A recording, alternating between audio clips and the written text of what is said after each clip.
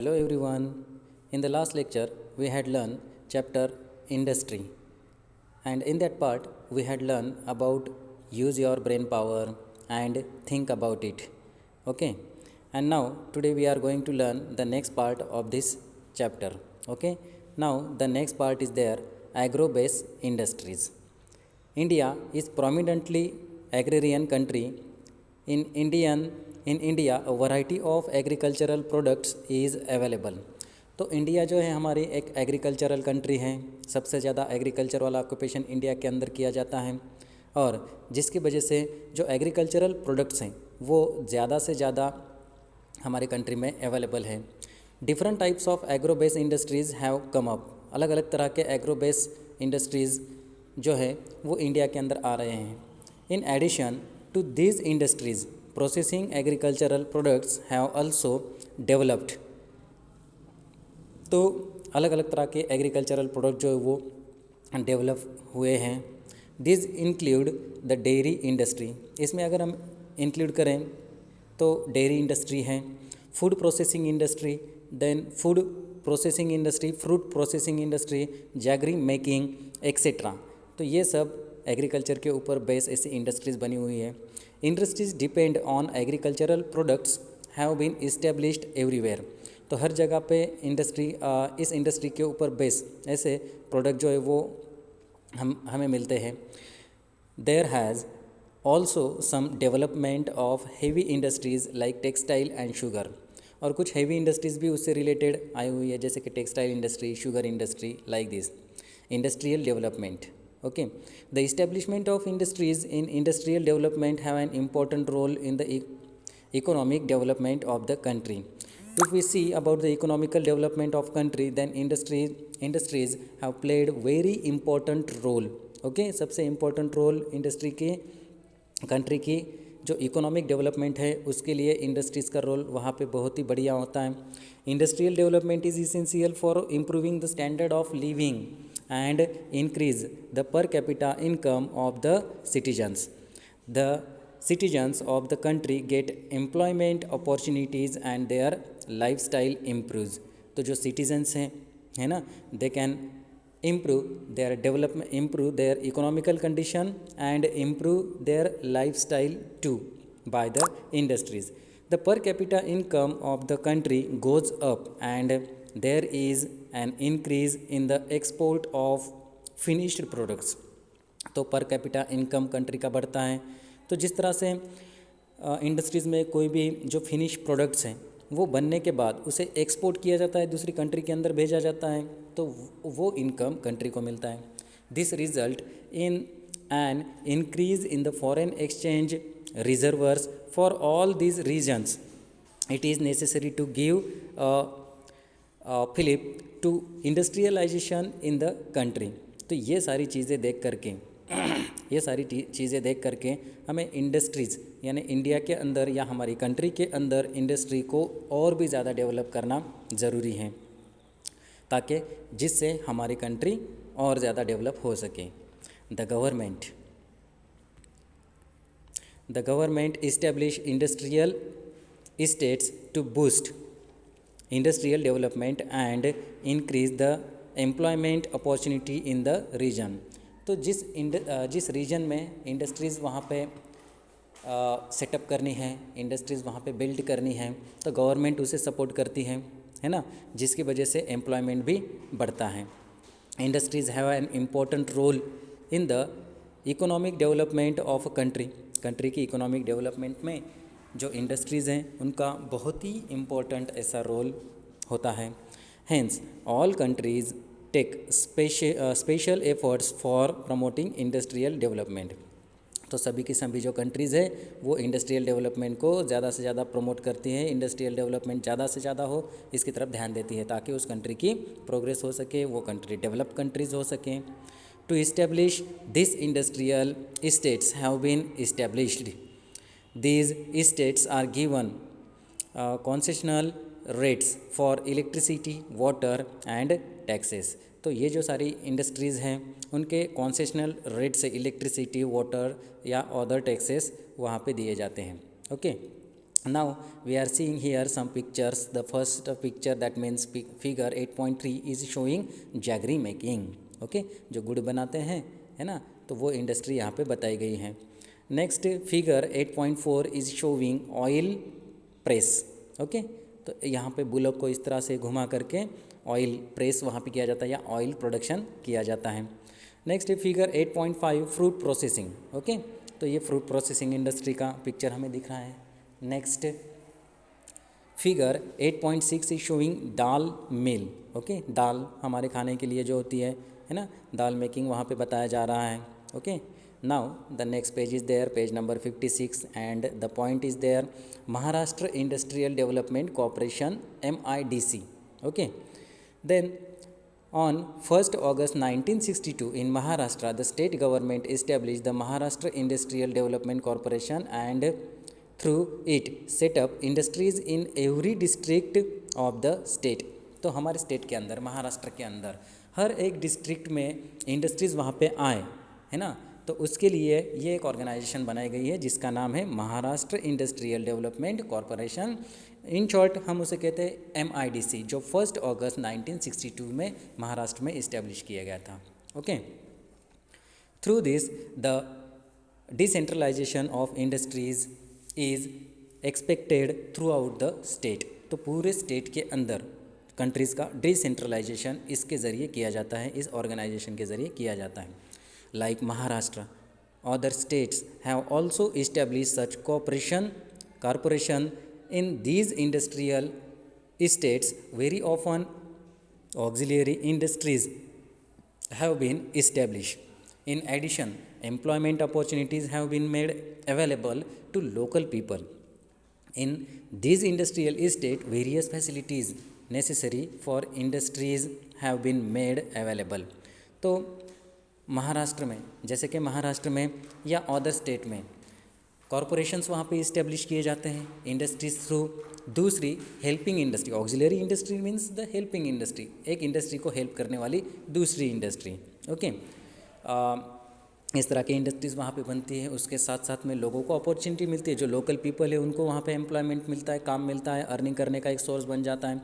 अलग अलग तरह की फैसिलिटीज़ वहाँ पे अवेलेबल हो जाती हैं. तो ये सारा फ़ायदा इंडस्ट्रीज़ का होता है. Okay, then can you tell, study the factors given in figure 8.7 and classify them as per their advantage and disadvantage in the relation to industries. Okay, now figure 8.7 is here, which is showing some lines there. Okay, then categorize these lines into two parts. Write down their advantages and the disadvantages. Okay, all these things is for your homework. Okay, complete it. Then geographical explanation. There are many advantages of industrial development. There are also some advantages also because of industrialization, the youth in an area get employment. This also helps in increasing the per capita income. तो industries का फ़ायदा, बहुत ज़्यादा फ़ायदा वहाँ पे होता है. जिस रीजन में इंडस्ट्री सेटअप की जाती है, उस रीजन में उसका फ़ायदा होता है. वहाँ के जो यूथ हैं उनको एम्प्लॉयमेंट मिलती है. It also helps in increasing the per capita income. तो पर कैपिटा इनकम बढ़ाने के लिए भी वो मदद करते हैं industries. For the economic development of an agrarian countries, it is necessary to have industries based on agricultural products. तो इकोनॉमिक डेवलपमेंट के लिए एग्रेरियन कंट्री में सबसे इम्पॉर्टेंट है जो एग्रीकल्चरल प्रोडक्ट्स हैं, वो इम्पॉर्टेंट होते हैं इंडस्ट्रीज़ के लिए. Such industries not only result in agricultural development but also the economic development of the country. तो इस तरह की जो इंडस्ट्रीज़ हैं वो सिर्फ हमारी एग्रीकल्चर को बढ़ावा नहीं देते, तो जो हमारा इकोनॉमी है, कंट्री की इकोनॉमी है, उसे भी बढ़ाती है. The standard of living of the people also rises. Industries की वजह से लोगों की स्टैंडर्ड ऑफ लिविंग वहाँ पे राइज हो जाती हैं, अच्छी हो जाती हैं. Information technology industry. Let's recall some questions are there. What are the different way to obtain information लेने के अलग अलग तरीके कौन से हैं. तो आज हम गूगल से इन्फॉर्मेशन लेते हैं, है ना. There are so many types of means like Google, that means internet, then mobile, then television and radio, such type of things are also the sources of information. We can get the information by these sources. Okay, second question is there, which is the fastest way to obtain information? Nowadays the mobile or the electronic means, internet is very or the fastest mean to obtain information. Third question is there, how to WhatsApp, Facebook, Google Map etc. work? तो ये किस तरह से work करते हैं? WhatsApp, Facebook, Google map, all this things work by the internet connection. तो internet connection से ये इलेक्ट्रॉनिक मीडिया से ये वर्क करते हैं. Okay, now the geographical explanation is there. Information technology is an important engineering branch in today's world. आज के world में इंफॉर्मेशन टेक्नोलॉजी बहुत ही इम्पोर्टेंट ऐसी ब्रांच मानी जाती हैं. In this branch work is carried out by computers. और इस ब्रांच में जो भी काम होता है वो कैसे होता है? कंप्यूटर से होता है. इन this industry India has made rapid progress. तो इस इंडस्ट्री में इंडिया ने बहुत ज़्यादा प्रोग्रेस कर लिया है, बहुत तेज़ी से प्रोग्रेस कर लिया है. The availability of skilled man power is the most important resource for this. और इसके लिए सबसे इम्पोर्टेंट रिसोर्स कौन सा है? Man power. Skilled man power वहाँ पे होना ज़रूरी है. Okay, the next page is there, that is page number 56. Okay, 57. Then now listen carefully. In this industry searching for technical information, obtaining, analyzing and compiling it, presenting it graphically and providing it as per requirement is the nature of work. तो इसका nature of work किस तरह से है? तो इस तरह से है, इंडस्ट्रीज़ में सबसे पहले जो टेक्निकल इन्फॉर्मेशन है उसकी सर्चिंग करनी है, उसे ऑब्टेन करना है, उसे एनालाइज करना है, उसके बाद उसको कॉम्पेलिंग करना है, दैट मीन्स एक साथ लाना है, टुगेदर करना है, कलेक्शन उसका करना है. उसके बाद प्रेजेंटिंग इट ग्राफिकली, ग्राफ के साथ उसे प्रेजेंट करना है. Providing it as per the requirement is the nature of work. इस तरह के नेचर ऑफ वर्क वहाँ पे होते. All these information is obtain from the internet on computers, mobile and other devices. तो ये सारे वर्क जो है वो इंफॉर्मेशन कलेक्ट करते हैं. कैसे हैं? तो इंटरनेट के ज़रिए, कंप्यूटर पे इंटरनेट के ज़रिए, मोबाइल और अलग अलग तरह के डिवाइसेस से. द क्रिएशन और development of special software on these handsets is another important component of the industries. तो इस इंडस्ट्री के अलग ऐसे इंपॉर्टेंट ऐसे कंपोनेंट्स कौन से माने जाते हैं? तो क्रिएशन और development of the special softwares, ये ऑन दीज हैंडसेट्स. तो जो भी सारे हैंडसेट्स हैं, मोबाइल के अंदर अलग अलग तरह के नए नए सॉफ्टवेयर्स वहाँ पे आते हैं, अलग अलग तरह के ऐप्स वहाँ पे आते हैं, उनकी डेवलपमेंट करना ज़रूरी है. Today there is an increase in the use of computers and technology. तो आज कंप्यूटर और टेक्नोलॉजी का यूज़ बढ़ रहा है. There is a great variety in the type of information collection. और उसमें अलग अलग तरह की इंफॉर्मेशन हम कलेक्ट कर सकते हैं. And it is use all over the world. और उसे वर्ल्ड में हर जगह पे हम मतलब यूज़ कर सकते हैं. इस तरह की चीज़ है. Then corporate social responsibilities. When an industrialist or a group of industry work for the betterment of the society and for the conservation of the environment, it is known as corporate social responsibility, CSR. Okay, what is CSR?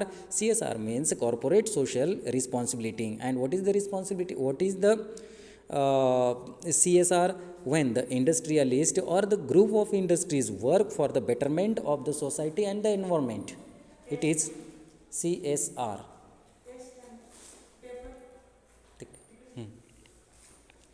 Showing responsibility to society by helping needy people or needy organization is an important task.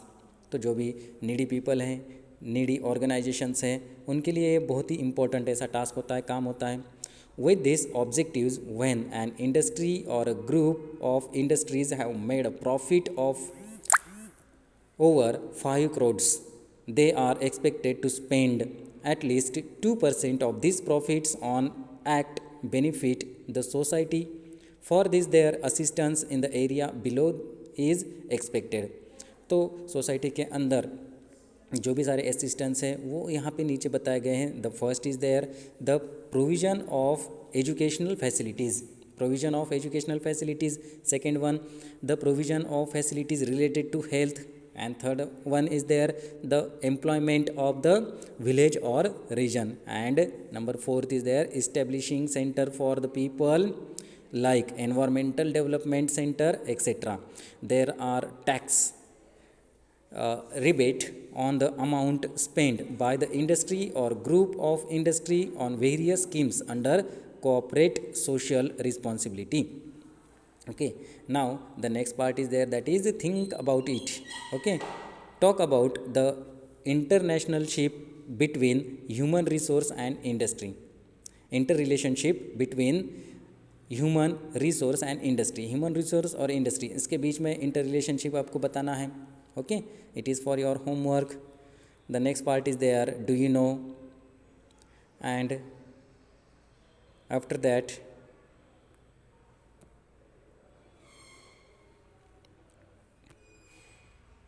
we are going to know about the do you know. Industrialization and environment.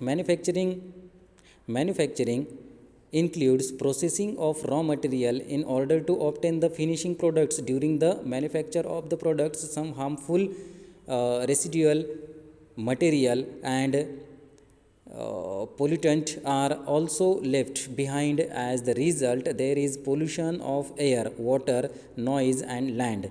This type of pollution is termed as industrial pollution. तो industry से होने वाला pollution, तो industry से किस तरह के pollution होते हैं? नॉइज़ पोल्यूशन होता है, एयर पोल्यूशन होता है, वाटर पोल्यूशन होता है. तो ये सारे पोल्यूशन मतलब इंडस्ट्रियल पोल्यूशन हो गए. इंडस्ट्रियल पोल्यूशन एंड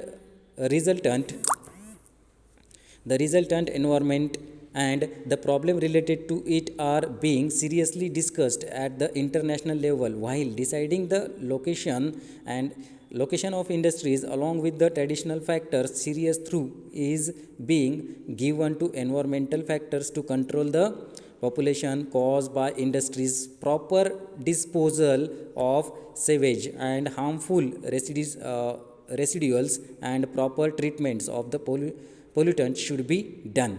तो इंडस्ट्री का जो पोल्यूशन है वो सबसे बड़ा प्रॉब्लम वहाँ पे एनवायरनमेंट को किस तरह से आता है. एनवायरनमेंट में जहाँ पे इंडस्ट्री लोकेट की जाती है, सेटअप की जाती है, वहाँ पे सबसे सीरियस प्रॉब्लम हमें दिखाई देता है. तो उसके साथ साथ कुछ ट्रेडिशनल फैक्टर्स और सीरियस जो एनवायरनमेंट के लिए सीरियस करने वाले फैक्टर जो होते हैं उनको कंट्रोल में करना, प्रॉपर डिपोजिशन करना, प्रॉपर इंडस्ट्रीज़ का मैनेजमेंट करना, ये सारी चीज़ें ज़रूरी होती हैं.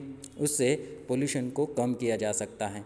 Fuel saving vehicles and other equipments must be manufacture. ऐसे मतलब इक्विपमेंट्स वहाँ पे बनाने चाहिए जो फ्यूल सेव करे, ऐसे व्हीकल्स वहाँ पे बनाना ज़रूरी है. Pollution control, preservation and natural resources, environmental management etcetera are the factors which must be taken into account. तो इसमें कौन सी चीज़ों को लेना चाहिए? जो एनवायरमेंटल मैनेजमेंट है उसको ले लो, नेचुरल रिसोर्सेज को प्रिजर्व करना है ना, और पॉपुलेशन को कंट्रोल करना है. ये सारी चीज़ें करने के बाद जो पोल्यूशन है वो कम होगा. In India, in order to check industrial pollution, many laws and regulations have been formed both at the national and the state level. That means the Water and Air Pollution Control Act and the Conservation of Environment Act. तो India के अंदर कुछ act बने हुए हैं, rules and regulation, laws बने हुए हैं इंडस्ट्रीज़ के लिए, इंडस्ट्रियल पोल्यूशन के लिए. तो जिसकी वजह से इंडिया में जो इंडस्ट्रियल पोल्यूशन है वो कंट्रोल में है. The central Pollution Control Board of India looks into prevention and control of pollution. In this context, any contravention of these laws would mean that the management of the factor would be held responsible and would be liable for punishment. और ये जो laws वहाँ पे बनाए गए हैं उसके against में कोई जाता है या उसकी अवहेलना वहाँ पे होती है, उन लॉज को कोई तोड़ रहा है, ब्रेक कर रहा है, तो उन्हें लायबल ऐसी पनिशमेंट वहाँ पे दी जाती है. Next part is there, give it try. In India Many important public sectors undertaking have been established. Their acronyms, abbreviated forms have been given. Find their long forms and white write them down. Okay, India के अंदर बहुत से सारे ऐसे public sectors हैं, है ना, या कोई इंडस्ट्रीज़ हैं, ऑर्गेनाइजेशंस हैं, उनके एब्रीवेशंस वहाँ पे बनाए गए हैं, उनके एक्रोनिम्स वहाँ पे बनते हैं, है ना। तो उनके लॉन्ग फॉर्म आपको बताने हैं। नीचे जैसे BHEL दिया है, BEL, HAL, ONGC, और उसके बाद NTPC, NTC, SAL, GAIL etcetera, BHEL, भारतीय हेवी इलेक्ट्रिकल्स लिमिटेड। तो इस तरह से आपको ये एक्रोनिम्स फाइंड करने हैं और उनके लॉन्ग फॉर्म लिखने हैं। It is also for your homework. Now give it try, read it your self. It is also for your self study. Then read the use your brain power. After that, think about it, read it, and if you have any problem, then you can ask me. Then literacy water literacy, the need of the honor. Water is a basic necessity in human life. तो human life में water ये एक basic necessity है. Due to increased population, changing climate condition, irregular rainfall, etc., many countries in recent time are facing problems of acute water storage. तो बहुत सी सारी countries में ये प्रॉब्लम आ रहा है कि वाटर स्केर्सिटी वहाँ पे हो रही है. उसके रीजन यहाँ पे रीज़न बताए गए. India also will also be facing the problem of acute water storage in near future. तो फ्यूचर में इंडिया को भी इस तरह के प्रॉब्लम आने ही वाले हैं. This has come to a light through a survey of water industries.